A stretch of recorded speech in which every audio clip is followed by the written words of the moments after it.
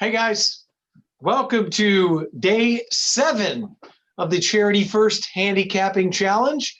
Giorgio, good to see you, buddy. Did you have a good couple days off? I had a great couple of days off. Everything's going, everything's copacetic, and I finally got on the win column last week, so that was good. But everybody's a winner in this competition because 100% of the money that we raise here is for charity. And I know that we've got two spectacular guests on today, and I can't wait to hear their opinions and their insights on the picks that they're going to be using for the charity contest. Yeah, and like you said, all the money is going to Karma, so we want everyone to win. That being said, before last Sunday, Team Chappie was 5-0. Not that I'm bragging, but I had to throw that in. And then George got off the schneid with a win on Sunday. So, George, go ahead and introduce your guest. I know you're ready to get at it. Take the floor, buddy. All right. Basically, before I introduce Chris, I just want to go over some of you guys who haven't seen the seminar. So this is a charity contest. It's the first charity contest here, sponsored by Sanita and First Bet. And each of our contestants are going to get $300 to wager. It's real money that's going to be wagered with First Bet. They're going to have $100 to win on a horse, $100 exacted. They can either use straight or box or part wheel, and a $100 daily double. Also, they could do it straight or part wheel. And again, 100% of the charity of the money goes to California Retirement Management Association, the Karma, to help retired racehorses. And we've raised some good money, especially Chappie's team, I got to say. But we're like Zenyatta. We're going to make a late kick. I saved my best for last. And one of those best is my man, Chris Adu. I've known Chris Adu for like 2 decades now. I mean, I've just known him forever. And I've always been impressed with his handicapping prowess. He's a meticulous handicapper. He comes up with angles that, just most handicappers overlook. He's just a wonderful handicapper, very smart, graduated from UC Riverside. He works as a senior analyst. He worked as a wagering ambassador here at Santa Anita. And the first time he went to the racetrack was back in 1985. It was December 15th. And he saw a horse called Snow Chief. Fell in love with Snow Chief and fell in love with horse racing. Who didn't love Snow Chief? And who's not going to love Chris Adu? He's wonderful. Welcome to the show, Chris. It's a pleasure, George and Chappie. Thank you so much for having me on for the charity. Anything for charity, I always say, give it away. I'm more than glad to spend time with you guys here to talk about the races and then my background in horse racing. So I'm excited to be on today. Well, it's good to have you. And, going up against you today is a man who done more in September than most of us have done all year. Joe Moran from My Racehorse. He was at the Derby when Authentic won, of course, because My Racehorse owns Authentic. Not only that, he was in the winner's circle and almost got knocked over when Authentic decided to get a little rambunctious and knock Bob Baffert on his butt. Weren't you standing right there, Joe?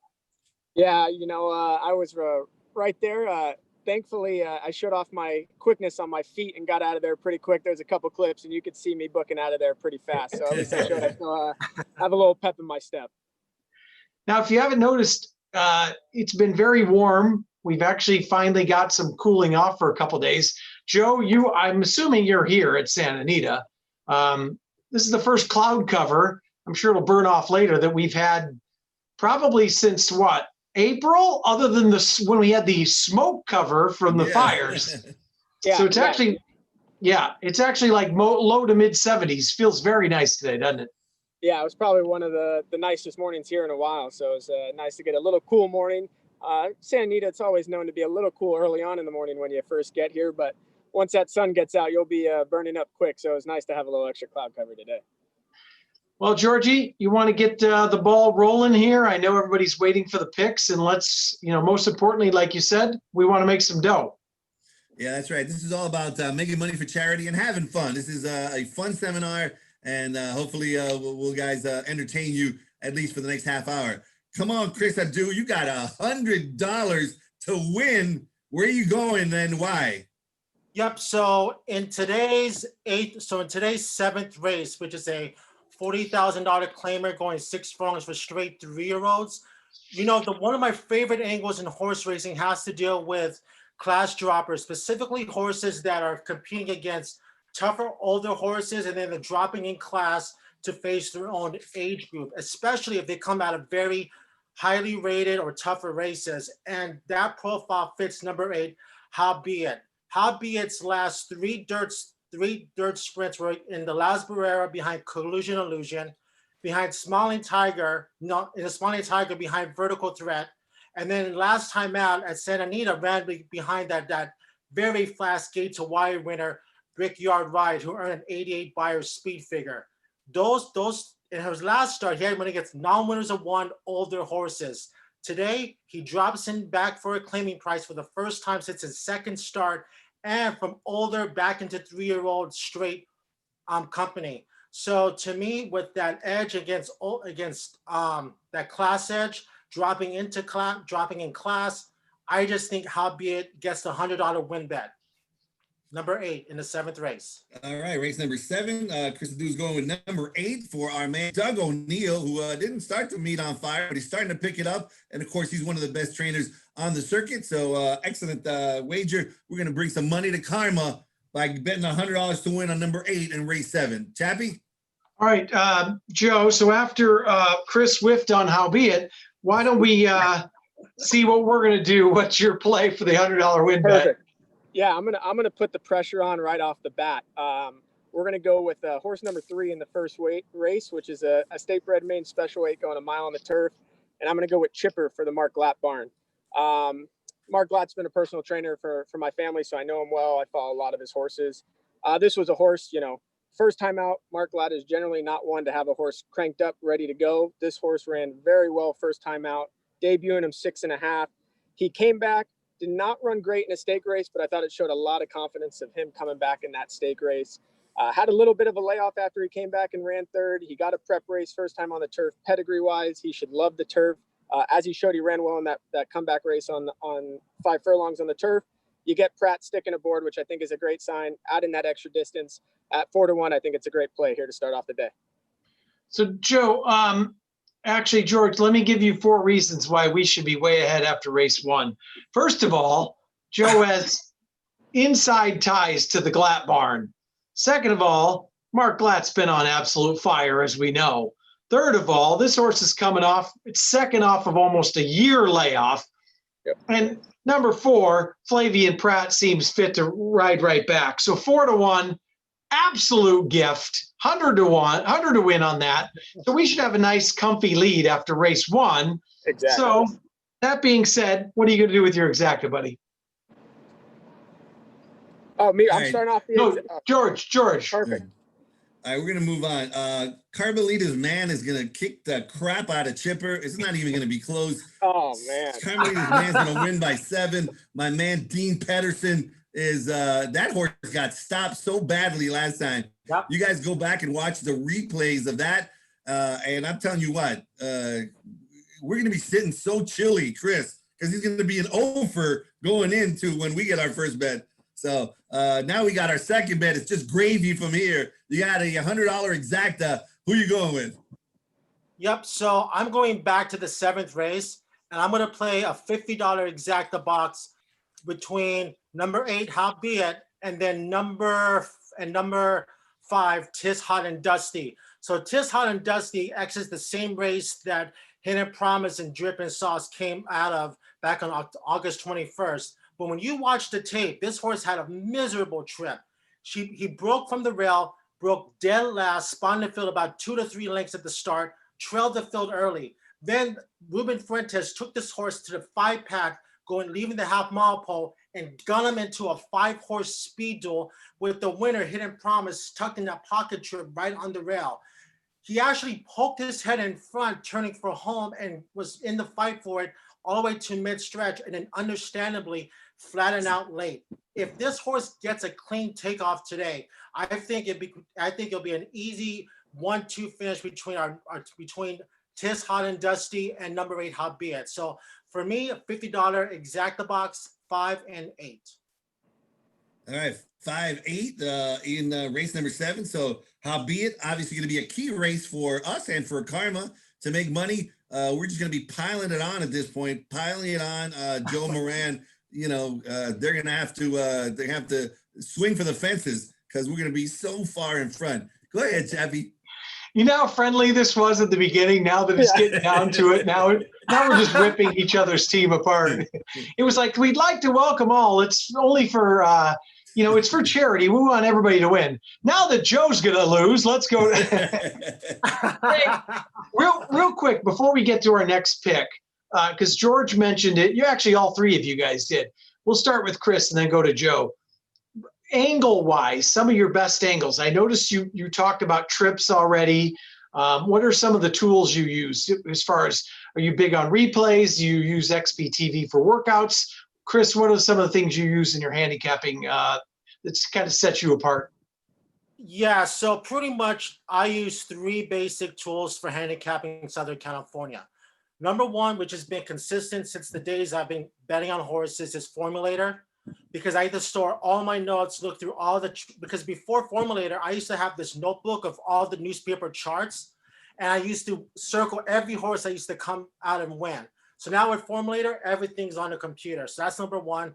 Number two, Timeform US. They have a great tool of analyzing, how the race is going to set up using their pace projector, and then they have these pace figures that tells you how fast or slow a race has developed. And then number three, I've been a subscriber for this for probably more than 20 years, is the Handicappers Report trip notes. The people that run that operation do such a marvelous job, with clocker reports as well as trip information. So I give everything all, regards to trip information, all to the Handicappers Report. And I also watch my own replays as well. So, yep, those are my main three tools for following Southern California racing. All right, and Joe, I think you're much like Georgie in one way. You're a sheets guy, aren't you? But what else do you use as far as your tools in the bag? Yeah, I would say sheets and workouts are my two biggest things I go off of. And, having the luxury of coming to the track on a daily basis in the mornings, I love seeing horses in the morning and recency, how they're feeling, things like that. And that's really going to lead up to my next pick. So I don't know if we want to go straight into that, right. but that's up to you. Do it, baby. Let's go. Okay, perfect. So we're going to go to race number 8 for the Exacta. We're going to play a $50 Exacta Keen Border Town on top for Richard Mandella. I am sticking with Flavian Pratt on the turf, but I don't think there's anything wrong with that. This is a horse, when I saw him first come to California, I saw this horse on the track. I get to communicate with Richard and Gary Mandella through my race horse. And, I asked him, I said, who is this horse? Because I've never seen the horse before. And they told me it was Border Town. A horse that really didn't figure it out until he put on the blinkers and kind of exploded that day when he finally won. He's run into some traffic trouble the last couple of races. The gelding, I think, is a big thing. I don't think Richard would geld this horse with the pedigree and his ability unless he thought it was really necessary. I think he's going to get a great trip. He is not going to be anywhere near as far off as he was last time. He checked badly into that first turn. So I think you're going to see a much improved performance out of him today. I'm going to key him on top. I obviously think North County Guy deserves the respect. At this level, I'm not sure if he just wants to win. He might be that horse that runs hard and just doesn't want to win. So I'm hoping he gets the money where we can get a decent price on Border Town. And then we'll key North County Guy underneath with the 3-horse for Urton.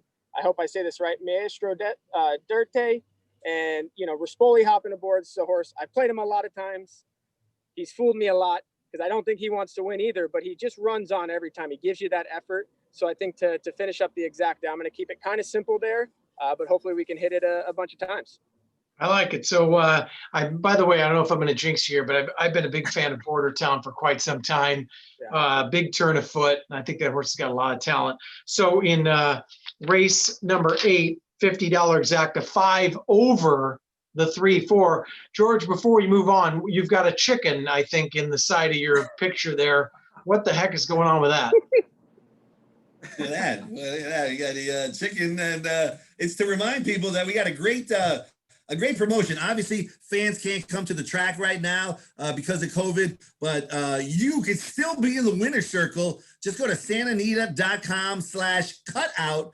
We'll make a picture cutout of you and put it in the winner's circle to take pictures with the winning horse. It's only like $200. It's not expensive at all. 100% of that money is going to go to charity, to Karma, or for the PDJF. So all the money's going to a good cause, and you can get a cutout of yourself We've had a cutout of somebody's dog, like your favorite dog. You might have, you know, a chicken that you really love at home. We'll do a cutout of the chicken and put it in the winner's circle if you like. So 100% of that money goes to charity.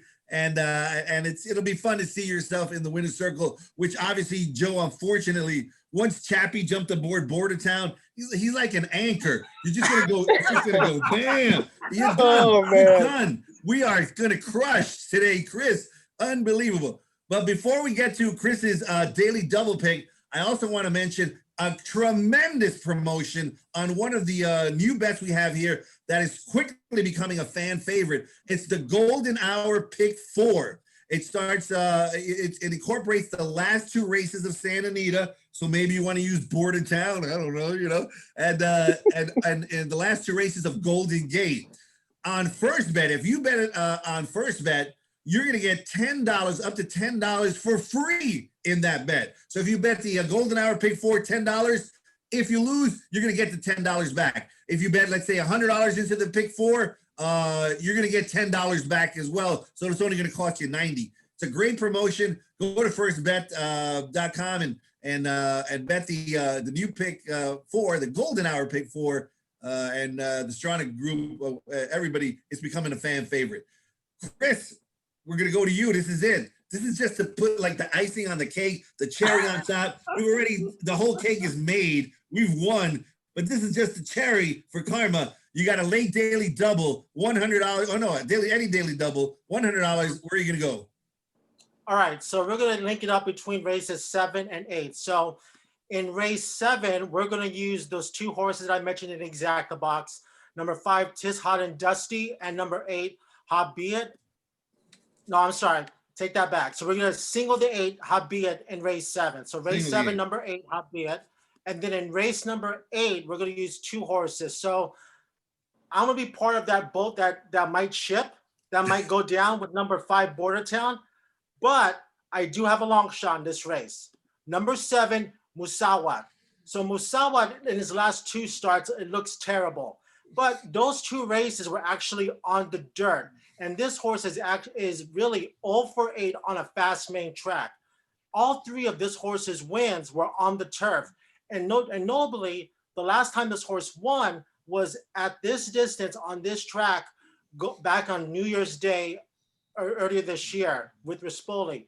Rispoli hops aboard. He's on the number 3 Maestro Durarte. But we get Juan Hernandez, who's been riding excellent so far this meet, at 12-1, going back to his preferred surface. I'll take that as my long shot play. So the daily double play is in race 7 from number 8, Howbeit, to numbers in race 8 to number 5 and 7. All right, that's his daily double. Bordertown now is the handicap high weight by far. He's just so heavy. A lot of weight on that one. Go ahead, Chappie. And by the way, now, like you said, the key there is back to the turf. But I don't know if you noticed, Joe, the last time out, Musawat lost to Tis the Magician. Yes, he did. So Joe, thank you for Tis the Magician. That helped me get out of Del Mar a profitable meet. Me Very too. Me too. We're glad. Yeah. It was a big breakout performance. So we all needed that one. So Joe, before you get to your last pick, quickly tell us a little bit about My Racehorse, buddy. Yeah. So My Racehorse, we kind of hit the ground running in California in June of 2018. We're offering ownership to everyone. We offer horses throughout California, Kentucky, New York, where you can get in at a fraction of the cost, where we break the shares down into micro shares. You can check us out at myracehorse.com. If you have any questions, feel free to reach out to myself personally. If you see me at the track, we have a support number and email on there. And it's just a fun time. We're trying to give you the experience, if you've never been involved with horses before, and ownership of really what it's all about. And we provide great content of keeping you updated on your horse, videos of daily on the track. It's a lot of my role being out here is staying in communication with the trainers of their schedule, race schedules, and also getting to see them in person on the track, which is always one of the best parts. Very nice. All right, now no pressure on.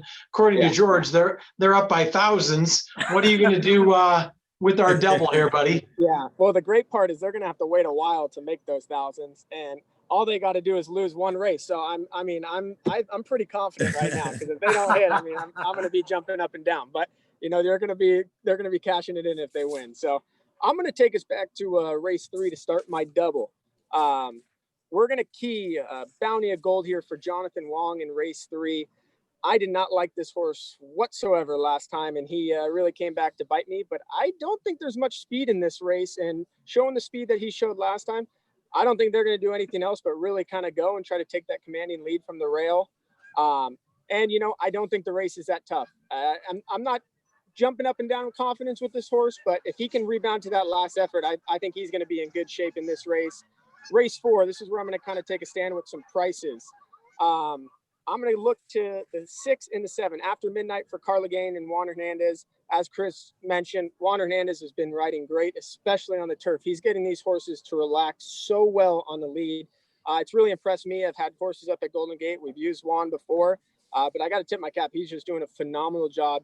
Horses are responding to him. And with this new whip rule, I don't know, he seems to be having an advantage. I don't know what exactly it is, but horses are just really responding to him. I think this horse, first time out, didn't want to sprint. Stretch out was the key with this horse. He got a good prep race under him. This is going to be the key. And then underneath Big Stretch, pedigree-wise, we're going straight to the turf. Mr. Big seemed to be flourishing on there. I don't know if all of them yet are, dependent on routing. So that's still a question mark. But based on his pedigree, he seems like she's going to have no problem routing. Got an educational debut, took some dirt in the face first time out. And to come right back on the turf, I think that was the plan all along. And I think at 6-1 for both those horses, Big Andy's going to get the play, deservingly so. Warren's Candy Girl, absolutely as well. I'm just going to play against that race between Warren's Candy Girl and Miss Ever Ready. I just think it's ready for a newcomer, and I'm going to stick with those 2 horses at 6-1, hopefully, to bring the value into the double. I like it. And starting it off, like you said, you single Bounty of Gold. We always say you can't go wrong with Wong. And the other thing about that is my favorite angle, finding some lone speed play. And that horse certainly looks like, if it breaks well, could get an easy lead. And I think that's a very, very strong handicapping tool. So basically, George, now that we've established that Joe and I have an insurmountable lead, but just in case we don't, Georgie, we do have to have a tiebreaker. Hey. So first of all, let's explain what the tiebreaker is, and then we'll go ahead and pick it. Go ahead, buddy. Yeah, so we're just going to go to a 9th race if our handicappers happen to be tied. And usually if that's the case, it's not good, because usually the tie is 0-0. But if that's the case, then each will pick a horse, and whichever horse finishes in front of the other, that's the person that will move on to round 2. We did a scientific algorithm to see who came up with the first pick. Me and Chappie did rock, paper, scissors. And, that's as good as we could get. And Chris got to pick first. So in the last race for the tiebreaker, just pick a horse for us, and hopefully it won't come into a play. The last race? Yes, race 9. Okay, so the last race, I'll pick number 10, Cericio. So Cericio is going to be part of a very fast pace that I think could anticipate with the number 12. You're right again, but I think with Anticio, it was just going to be, with Cericio, it's going to be, he goes to the front and never looks back. So my tiebreaker would be number 10 in the last race, Cericio. Okay, so once again, Joe, all this is, we won't get to this because you guys are both going to crush today, but just in case, he has the 10. All you got to do, if we do get to this point, is beat the 10. So if you come in 9th and he comes in 10th, you move on. But so who's your play in the last race for the tiebreaker? Okay, I got to say I like Chris's pick there, but I'm going to go to the horse inside of him for the Ellis Barn, Etterbe Clay. He's a horse that's kind of gotten some play. I think he's going to get a good trip here. He's usually a horse that tries to run on, so hopefully, at worst case, he can just come and pass Cericio if we need it. That's all we need, buddy. Yeah. All right, before we go, I want to say something. I have a lot, we all have a lot of friends in this business. I've been in this business my whole life. I have a ton of friends, and many of them got involved in my racehorse. And I'm telling you what, I have got nothing but 5-star reviews from every one of my friends who have participated in myracehorse.com. So I highly recommend it. If it doesn't, it doesn't matter what. If you own a piece of a horse and your horse wins, it's one of the most exciting moments of your life, really. Yeah. And I can only imagine how exciting it was with the whole Kentucky Derby. All my friends who participated, who invested, and who were part of the fun of my racehorse just loved it. And you guys are doing a fantastic job. And I recommend anybody watching to get involved in horse racing as an owner at myracehorse.com. Yeah, and Joe, and the best part, like you said, all of it, but the videos they put up on social media of all the owners from all around just going absolutely crazy. That was awesome, wasn't it? Yeah. I mean, it's honestly, it shows you. I mean, one, like you guys said, there's nothing better than rooting on your horse to win. I mean, it just, nothing beats it. Getting to be there at the track. Hopefully, before you know it, we'll be able to start getting some more people back out at the track. But there was nothing better. I even remember our first horse. I think I said it on your show. Even we didn't even win, but Tiz a Magician. He was one of our first big horses that got a lot of publicity with Richard Mandela, by Tiz now with Richard. Everything was saying this horse wasn't going to run huge or win first time out. This horse came flying at Del Mar to run a great second first time out as a 2-year-old. And we had probably 60 to 100 people out there giving Richard and Victor Espinoza a standing ovation, clapping for him after the race. It just shows you, how everyone loves, the horse one in particular, and just the game and everything that's involved with it. It's really an awesome community. Yeah. And you have the Breeders' Cup to come around too, right? Yep. No, absolutely. So hopefully we'll have Authentic going in the Breeders' Cup, maybe a few on the undercard. So we'll see what happens in the next few weeks. All right, before George drives us home here, the marketing department, they like to give me some flack up here. So their comment straight out of the horse's mouth today was, after the race ends, I say, "Oh, I love that horse." Yeah, that's Chappie's MO. I've never lost a race after it's over and I tout it. So thanks a lot. Georgie, go ahead and take us home, buddy. We got about a minute left. All right. Thank you guys for watching. Tomorrow's show is going to be great as well. Tune in at 10:30. Don't forget to cut out. Go to sananita.com/cutout and you can have your picture in the winner's circle or your if you have a nice chicken, we'll put the chicken in there as well. Thanks, guys. We really appreciate it. Let's make some money for Karma today, and we'll talk to you soon. Absolutely. Thanks for having us on, guys. Got it. Thanks.